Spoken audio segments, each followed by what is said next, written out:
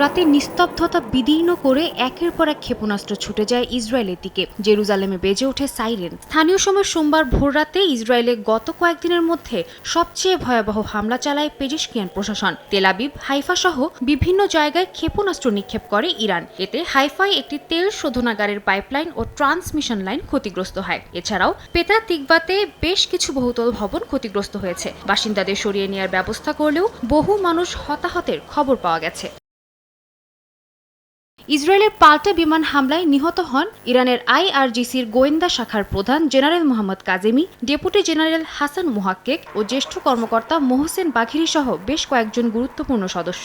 এছাড়া ইরানের বেশ কয়েকটি অস্ত্র কারখানাকে লক্ষ্য করে ব্যাপক আক্রমণ চালায় নেতানিয়াহু বাহিনী।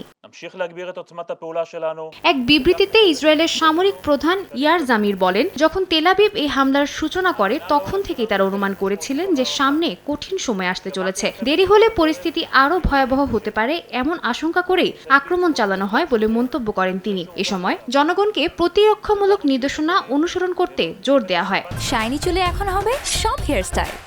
সিল্কোর দ্বিগুণ শাইনি চুল প্রতিদিন। এদিকে ইরানের সর্বোচ্চ ধর্মীয় নেতা আয়াতুল্লাহ আলী খামেনিকে হত্যার পরিকল্পনা করেছিল ইসরায়েল। তবে এতে ভেটো দিয়েছেন মার্কিন প্রেসিডেন্ট ডোনাল্ড ট্রাম্প। যুক্তরাষ্ট্রের দুই শীর্ষ কর্মকর্তার বরাতে এমনটাই জানিয়েছে রয়টার্স। বার্তা সংস্থাটিকে এক মার্কিন কর্মকর্তা বলেন, ইরান এখনও পর্যন্ত কোনো মার্কিন নাগরিককে হত্যা করেনি, তাই দেশটির রাজনৈতিক নেতৃত্বের ওপর হামলার প্রশ্নই ওঠে না। সাদিয়া তাসনিম, সময় সংবাদ।